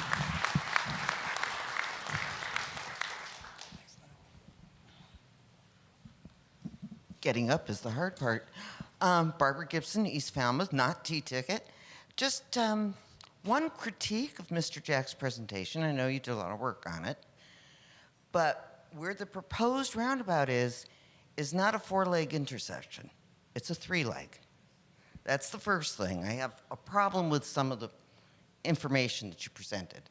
The second thing is, my question is, what's driving the bus on all this? Is it the water mains? I know the water mains need to be done, but that's what this is all about? It's not about anything but the water mains and what's going to happen afterwards, as far as I can tell. That's all. Thank you. Over here, Jim. 2 folks on this side. Thank you. Hey, how are you? Hi, everyone. Thanks for letting us have this opportunity to share our thoughts and views. Thank you for coming and giving us this presentation. I'm David Shazade. I own Falmouth Fish Market. And I still don't understand how much footage I'm going to lose. And by the plan, even though it's proposed and it's not set in stone, they talked about closing the front entrance to my fish market. If they closed the front entrance on 28 to my fish market, it would destroy the opportunity for customers to get in and get out. Trying to get in just from Mara Vista would be nearly impossible because there are people coming from the opposite side of the extension off of Mara Vista. People would never be able to turn off of 28 and wait, because there's a lot of traffic there, to get into my parking lot and then to be able to do a 3-point turn, since I have very limited parking where I'm at. So I don't quite understand from looking at the plan exactly how much footage I'm going to lose, because it eats into my actual parking lot. And I'd love an answer to that question. Thank you very much.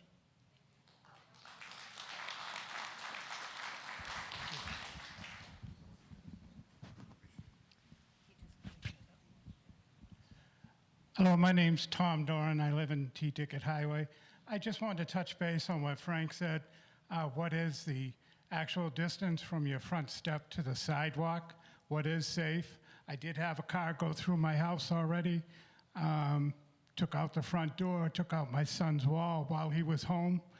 And when someone says to me that I have to make a concession when I'm already about 25 feet from the sidewalk so they can ride their bike down the road, I don't know. I could see one side of the road being a bike path, but both of them, I don't think that's a fair compromise. And nobody did answer that question. How close can we be to the highway? Thank you. This is a forum to collect information and questions. Just basic information we can put out there. Again, Ray, if you could just let us know how much the state right-of-way, or how much space we're talking about generally as a rule, if you have that answer. And otherwise, for example, your question, the questions are all being collected so that we can get as many as possible from this room. You're certainly welcome just to reiterate, send an email. We're going to try to answer as many as we can, but that'll sort of, amplify that you're looking for a specific piece of information, right? Yeah, unfortunately, there is no definitive answer, and I'm speaking specifically to the issue of Falmouth Fish Market. The state road layout actually is variable along that whole corridor area. it does change. So the distance between that layout and any property is, it's actually a legal issue with respect to the deeds over time. The state layout, if I'm not mistaken, took effect 1928 in that area, so there could be preceding deeds and documents that would impact that. So unfortunately, I wish I could give you a very definitive answer, but we will look at it. We will be in touch, all right, to let you know exactly. And the same is true of all of the businesses that conceivably would have any impact as a result of any improvements. Beyond this point and going into a 25% design phase, there would be individual discussions specifically with those individual businesses. Thank you, Ray. Over here. Hi, my name is Sue Perkins. I was raised here. Went to the administration building, T-Ticket School, in the new T-Ticket School, in the new high school. I own my own home right down the street. I raised both my boys here. When you talk about access, my youngest was born deaf. I don't see a sign language interpreter, which I am. But I do see that, yes, the ADA should be afforded, of course, fix the sidewalks and all that, but I do believe that, the Marshalls shouldn't lose their front lawn, the fish market shouldn't lose his front yard, and the Supreme Pizza, who I go to quite often, shouldn't lose their front, I was gonna say porch, but of course it's not a porch. I've lived here my whole life. I've been to other places. I lived in Maryland. I lived in California, just like this gentleman here said that he's lived in other places. I've gone over the borders, other borders. I've been to Canada. I've been to Mexico. I've always come back home. I've always lived in Falmouth. This is where I raised my sons. This is where I want to be. I don't want to see 4 lanes out a road down in T-Ticket. It's T-Ticket, for Pete's sakes. It's not flipping, it's not the highway. It doesn't, okay, accommodate, yes. Of course you want to have for Jane to be able to walk across the street. Of course you want the bicyclist to be able to get down the road safely. But mainly, you're talking 2 months, 3 tops that the tourists are here. I know when to shop. You don't go out in the middle of the day because you know they're there. If it's raining, forget it, because you stay off the road. And if you got errands to do, you take a right all the way down Main Street, do you not? Right? You take a right, you go out, you take a right, go to the right, and then you go down the street. You know when to do your errands. You know when to stay off the road. You know when to get your shopping done. It's just the way it has to be, because this is Cape Cod, because they want to come here. They want to see it. But I love Cape Cod. I've been to Hawaii. I used to go to Hawaii almost every year from 2005 to 2012 to visit. My mom and I would go out and visit. And I'll tell you what, I loved visiting Hawaii, but I was always glad to come home to Cape Cod.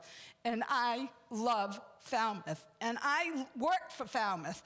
I worked for Gosnell. I worked for myself. I'm a freelance interpreter.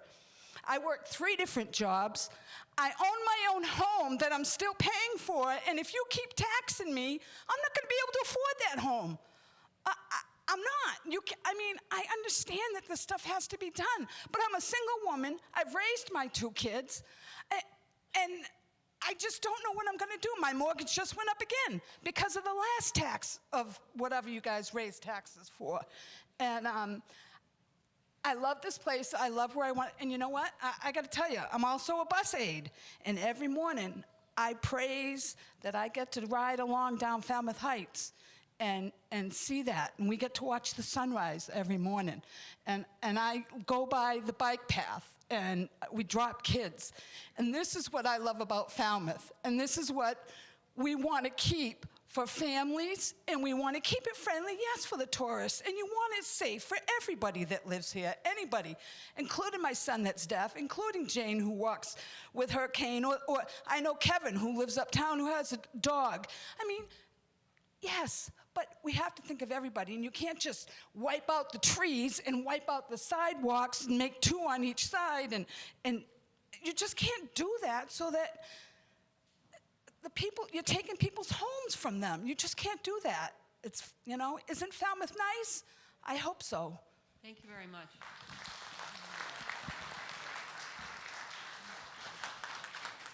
Ma'am, you're next after this.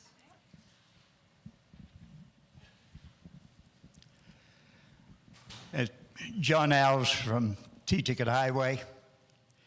A little bit of history, very little. The last time T-Ticket Highway was designed was about 1895 to make a route to Depot Avenue to take all the strawberries from T-Ticket so they could be lifted to Boston by train.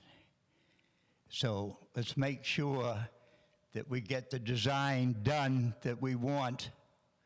I've seen in front of our place women with carriages walking down T-Ticket Highway because there was no sidewalk available for them. Women walk from T-Ticket Highway in the area of Clippership to T-Ticket School on sidewalks that are probably maybe 1 foot, 2 feet wide. And in the wintertime, it's even smaller than that. However, let's make sure that it's not going to take another 100 and some years to design this highway, because it's not a 30-mile-an-hour highway. They go by our houses at 40 to 60 miles an hour coming up the hill from East Falmouth. So let's be sure that we get it right this time. Thank you. Thank you. Hi, Vicki Bachnick-Santos from Trotting Park Road. I was born in Falmouth Hospital. I've lived here my whole life. And it seems like you're trying to make it look a little bit more like Hyannis, and people like the small town feel. One of my questions is, why do you need a bike path and a sidewalk on both sides? Why couldn't you do one on one side and one on the other? It would be a lot less intrusive. I also have an issue with how this was brought up, that the selectmen didn't bring it to the attention as they were supposed to. As someone who has lived here my whole life and seen the windmill debacle, the high school debacle, I don't know about anybody else here, but I do not have much faith in our selectmen, either the prior ones or the current ones. And when things go south, no one seems to take responsibility. But my main point anyway was just wondering if having one on one side and one on the other side would be something that could be considered. Thank you. Thank you, ma'am. I think that you heard earlier Peter go through the requirements, and Mr. Marshall, Mr. Netto, this is the process. You're in it right now, and your comments are being heard and are appreciated. This is exactly what we're looking for. Next, sir. Michael Pavon, St. Mark's Road. It's nice that we have a few meetings to be listened to, but I think it's important that the residents of Falmouth need to actually be heard and have an effect on these plans. We've seen the plans at these meetings. There's lots of detail on them. You can get a copy of them, 3 pages, 3.5 miles on 3 pages, which means it's ultra miniaturized. People have questions about how much of their yard they will lose. It's already shown on these plans, but they're given to us too small to be able to have make any measurement and see what it's going to be. Some cases, the road is being shifted from where it is. Maybe not a lot, but that means closer to the houses on one side or the other. All these slides, all the plans, all the maps need to be available to all of us, and in a large enough scale that we can put them on our computers, we can print them out, we can print out an intersection so it's just 1 page, not 3 miles or 1 mile plus on a page. It needs to be done so it's detailed enough so that people can make a measurement, see what's going to happen, maybe draw an alternative of what they think needs to be done. And we do need the committee to be involved in this planning stage. The slides showed we were well past step 2. I don't think we finished step 2. Step two is where these plans are basically being presented and then getting approved. And they're not going to change that much before 25% stage, which is essentially almost done. You see minor changes there. So we need the committee. People need to be able to see the details, need to be able to give people on the committee a drawing of their concerns, and we all need to be heard. And maybe an important question is, we need to do the water main. And we can get state money if we redesign the road to certain standards. But can we afford the state money if it means we've got Hyannis all the way from Falmouth to the Mashpee line? That's a tough question, but maybe we need to answer that. Thank you. Jerry?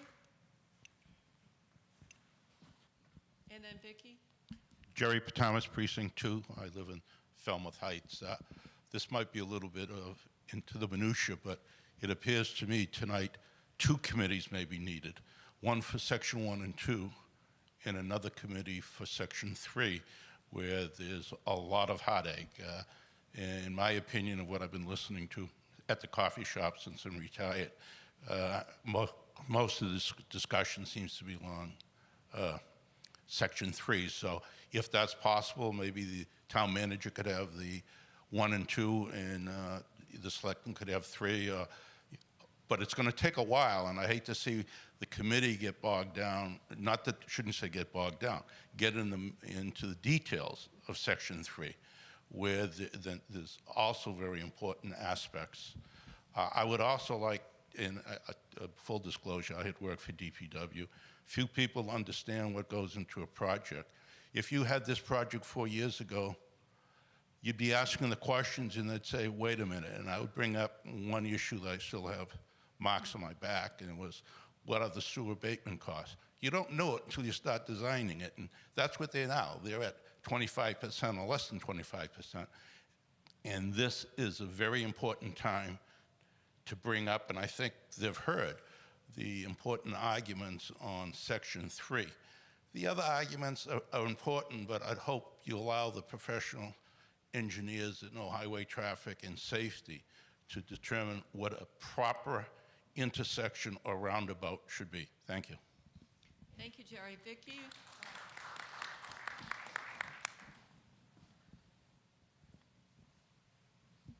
Vicki Lowell, live in Sippowisset. I'm just going to close on a note of optimism. I think that sometimes, I've been in government enough to sometimes you make a false start, or you think you're getting input, but you're not really, and so finally you put the thing out there and everybody says, oh my, you know, you get a lot of reaction.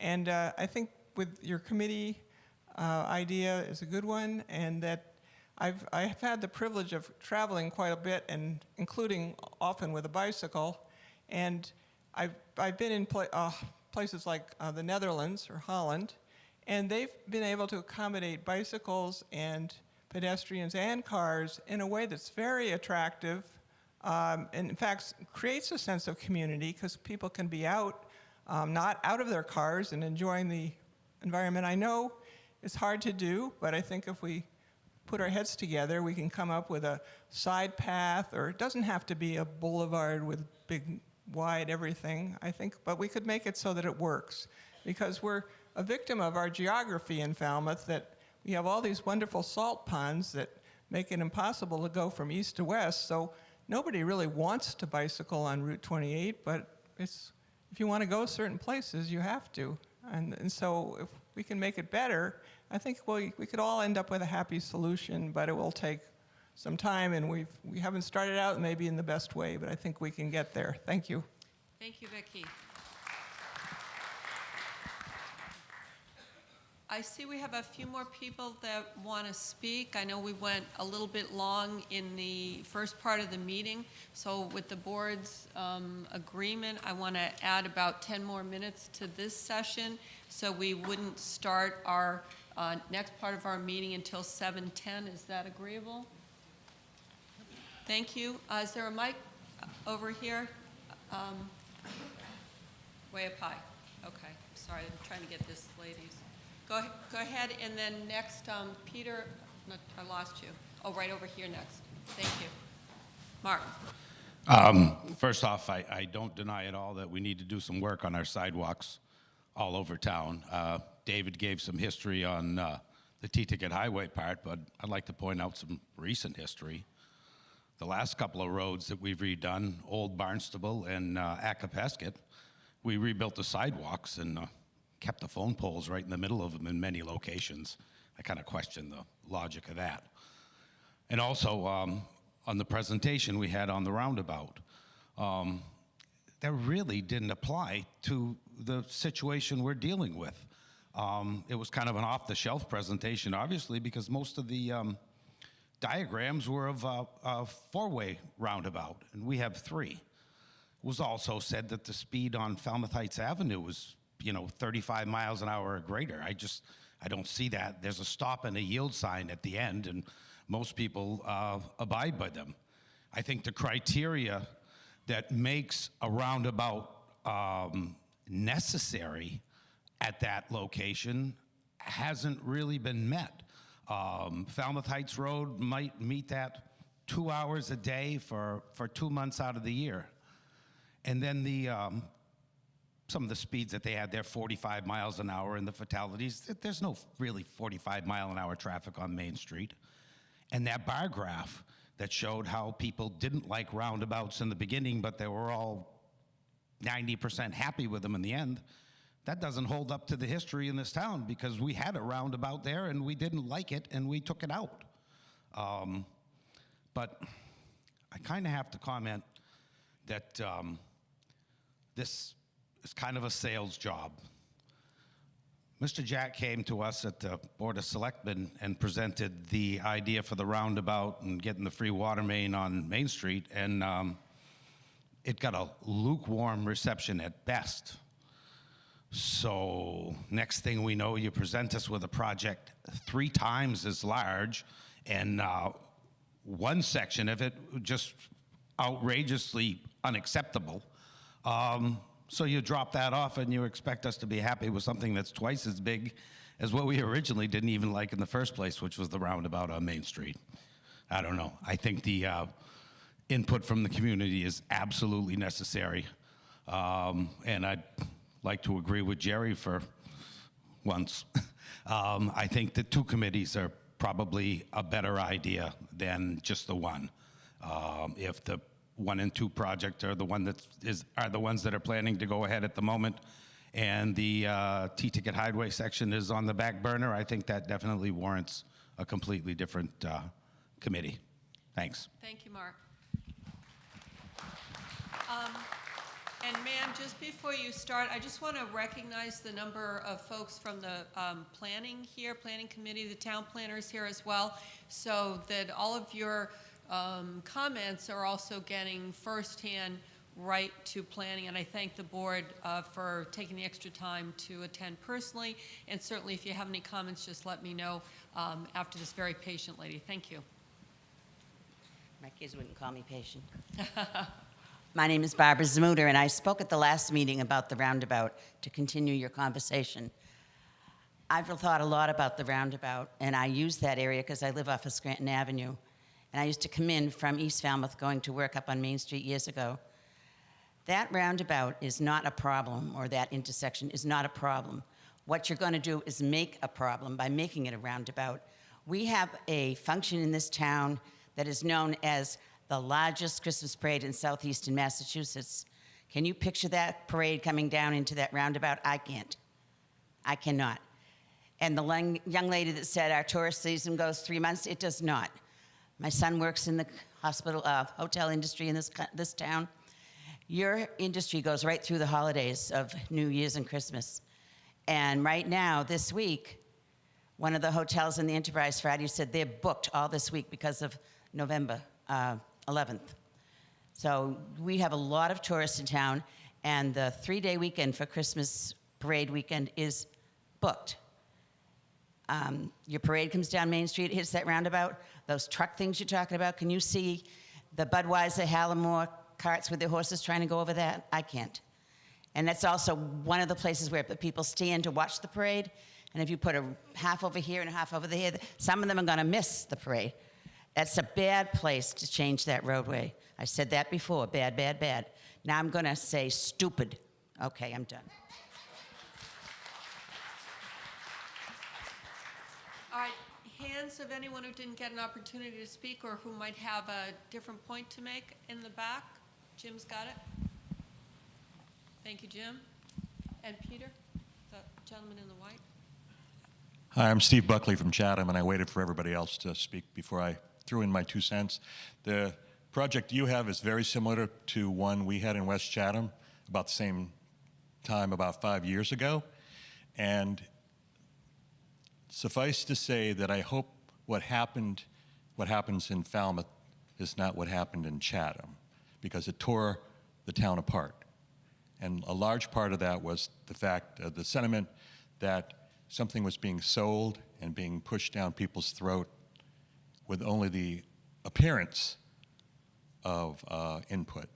So I would ask, the only thing I would ask is that on the website where you have a lot of the information on your town website, that you provide a link to that Massachusetts project guide, Mass DOT project guide. And it's more than just that one 10-step thing that we saw. There's 85 pages that describe what's supposed to happen for public involvement. And I would not give Mass DOT the benefit of the doubt that it's being followed, because they don't check and they don't care. They just want the thing to go through like they've picked it, and with the most appearance of public engagement as possible. So if you provide a link on your website to that chapter 2, 85 pages on the Mass DOT guide, you all can figure out if it's being followed or not. And it'll list all the things. And I went down for ours for the Chatham project on Complete Streets on Route 28 Main Street, and 90% of it wasn't done. Oh yeah, they went down through the 10 steps, but if you go after those 10 steps, within those, there's like all these different steps within that. Didn't do it, didn't do it, didn't do it. So now that people have smartphones and all this other stuff, that's what's happened, is that people expect to be involved. They are in the know, and they ought to know what's going on, so that whatever you pick it because you want it, not because some bureaucrats up in Boston decided that's what you should have. Thank you.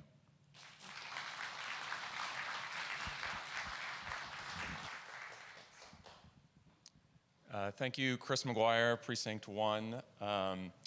I joined the Bikeways Committee a couple years ago, not really because I was an avid cyclist, but because I'm the parent of 2 young kids in the school system here.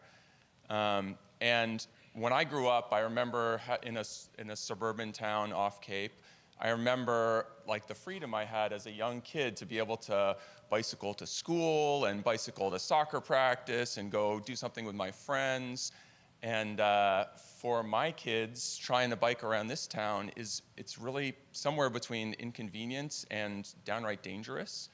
And so I'm hopeful that, and there's a lot of ways that we can improve cycling in the town, and I think that we've talked about, and at our committee we've had a lot of discussions about how to get a small multi-use path that would work for everybody, but just thinking about the kids, and we talk a lot in our town about how to keep kids in the town and keep young families in the town, and make this a place that continues to be a vibrant year-round community. And I just thinking about how kids are going to be able to access these roads, and what kids need is they need a separation between them and the traffic. That's all they need. They don't need a really wide bike lane. They just need a little bit of safety between them and the cars. And so I think as we think about our future and what we want our town to look like, there aren't really any kids here in the audience, so I thought it was worthwhile to just think about them a little bit. They're our future. Let's try and do the right thing for them. Thank you. Thank you. Okay, two more folks. If anyone wants to speak, please raise your hand. I'm Nancy Walbeck, and I live in Woods Hole. And in our neighboring houses, we have 3 generations that take great advantage of the bikeway between Woods Hole and Falmouth. And my 11-year-old granddaughter can bicycle herself in there. And all 6 of us would rather ride our bikes to the western part of downtown Falmouth because there's good bikeways. And I wanted to underscore some of the comments about the community integration that happens. We see people on the bikeways. We stop and we talk to them by stepping off the trail. But it's a wonderful value. It's a very small town value. And I'm hopeful that there can be found a way that doesn't step on toes too much, but that makes that possible for people on the other side of the city as well.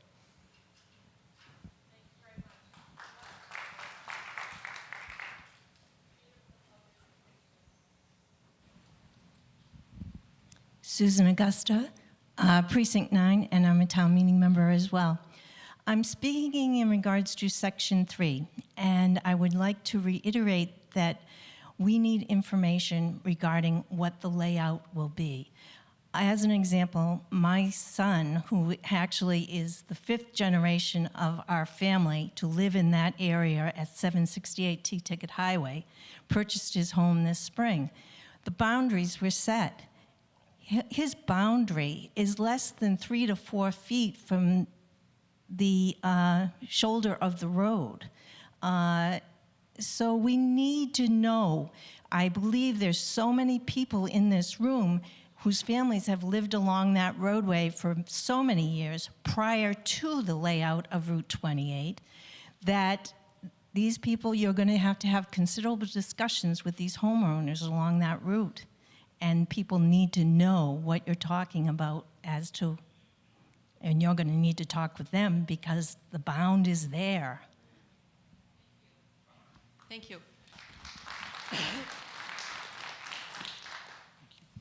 That's going to conclude this section of our meeting. I want to thank everyone for coming. And with respect to the professionals and the folks from the town who are here working on this issue, you know, I think the point's been made a couple of times.